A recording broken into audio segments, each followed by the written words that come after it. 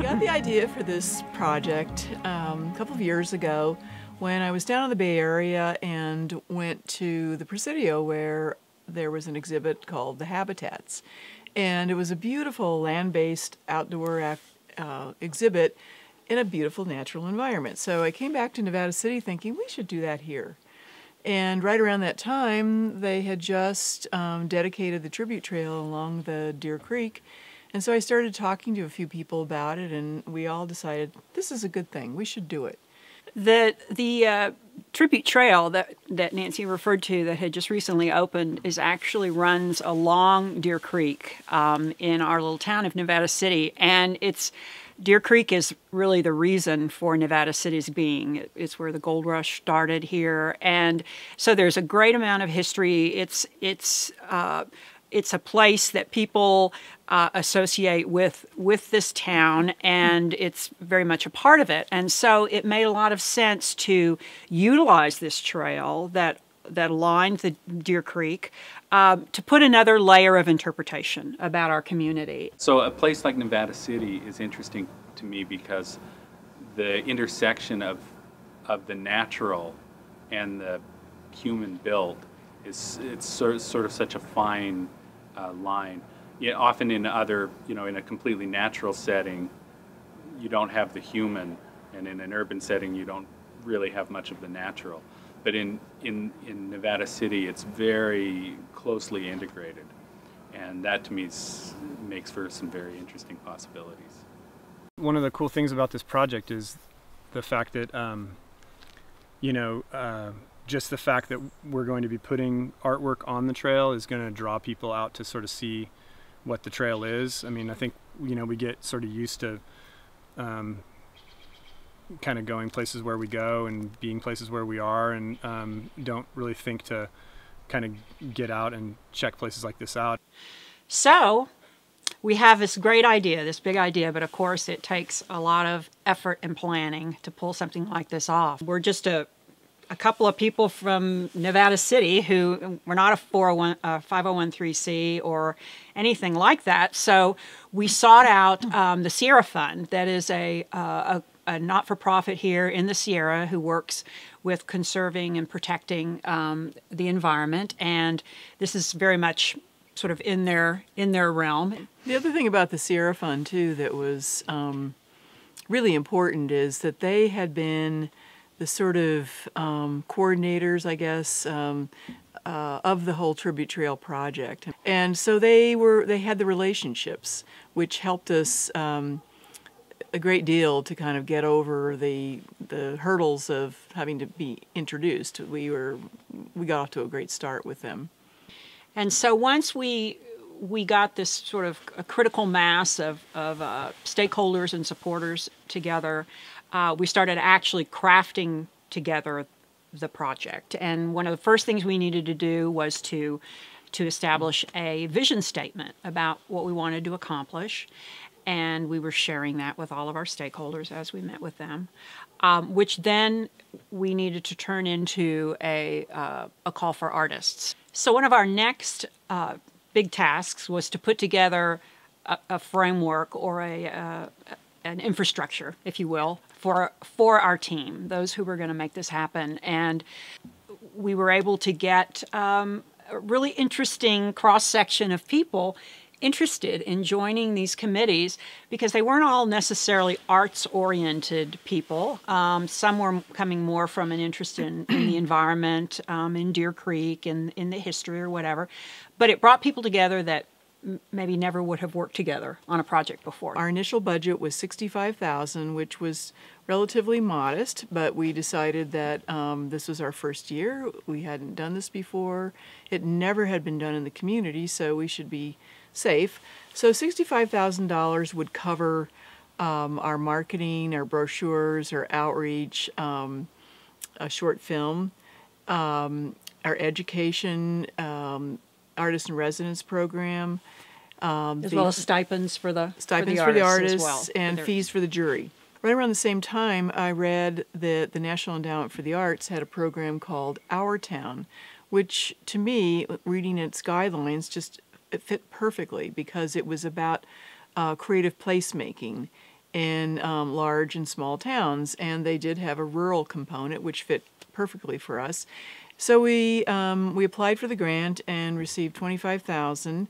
Not only did we get $25,000 to match, but we also had the NEA's name behind our project, which then all of a sudden just ratcheted us up in terms of visibility, credibility, and consistent with that same thinking, we knew then the next phase where we actually started pulling together a jury would need to be of that same caliber, names that potential artists would recognize when they read the call for artists.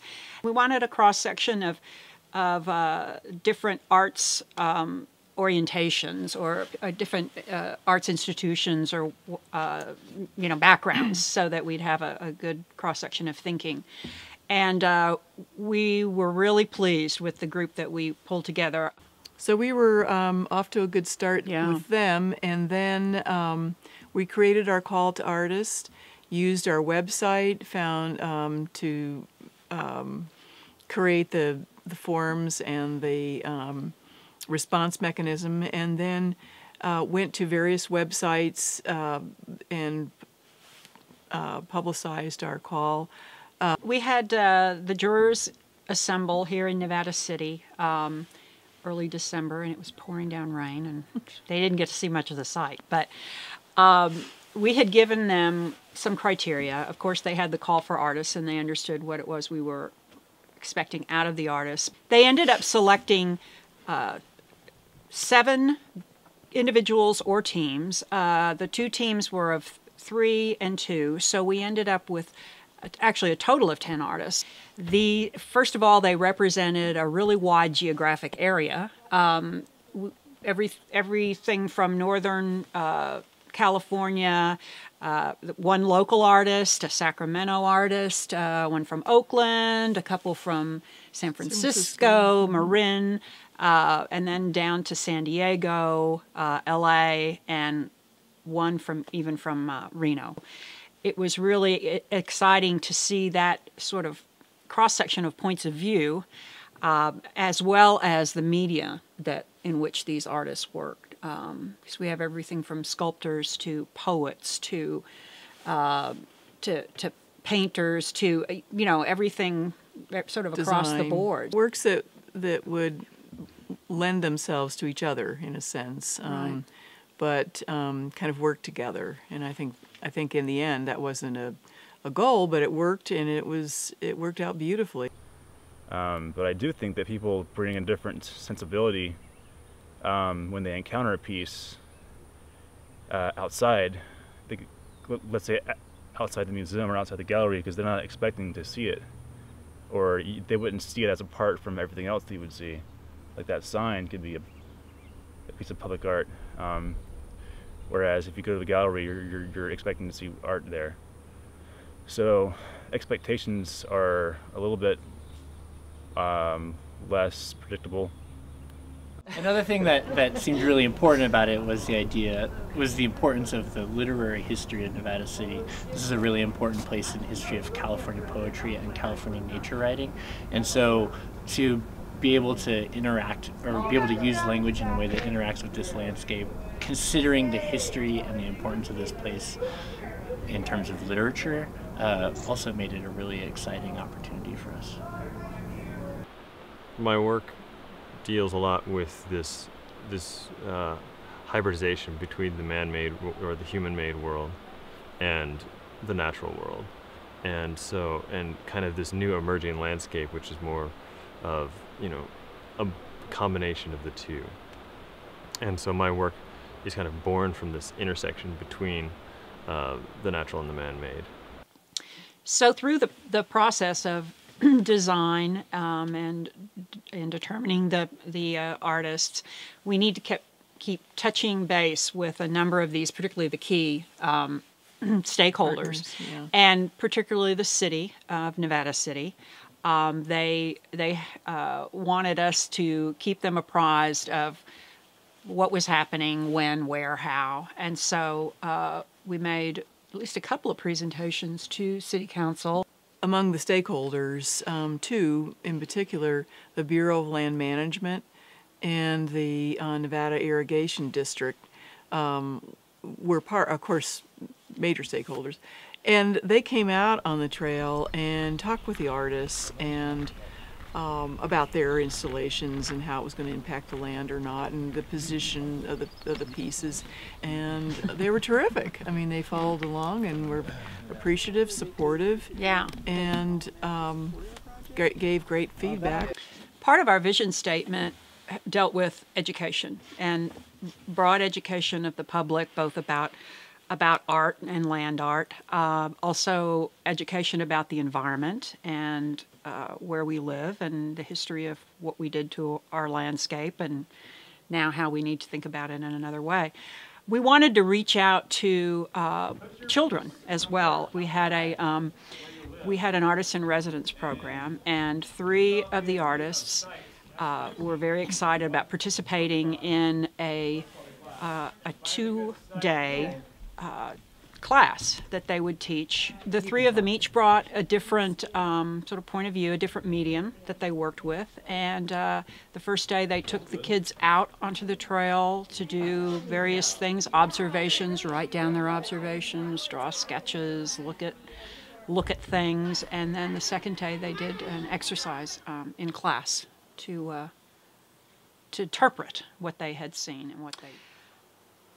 I'm really pleased about how I believe this project really raised the bar relative to the arts in this community. We, I think, brought a whole different awareness about what art could be, and that it wasn't necessarily just a plop something here or there, but an integrated, thoughtful,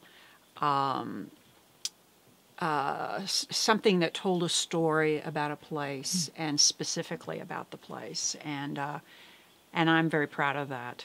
Not art necessarily that most people have seen in galleries and museums, but getting outside of that realm, and then also provoking a little bit, asking some questions, making people think, and that's what art can do.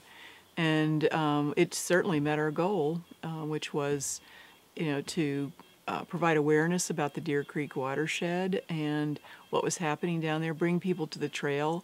It increased the exposure to the trail, people walking on the trail, at least by 3 times the number who had visited the trail in its first year. It enhanced or expanded the awareness of Nevada City, of our community, because there were people, not only residents who live here who were viewing this and visiting it, but also we have a lot of tourists in this town. We're based on a tourist economy, and so lots of people are coming and going, and we formulated a brochure that had a map and information about all the installations, and we had it in various retail locations around town and at the Chamber of Commerce and whatever, so that people, when they came to town, could pick one of these up. I think it just expanded their understanding of who we are as a community and what we as a whole community could accomplish.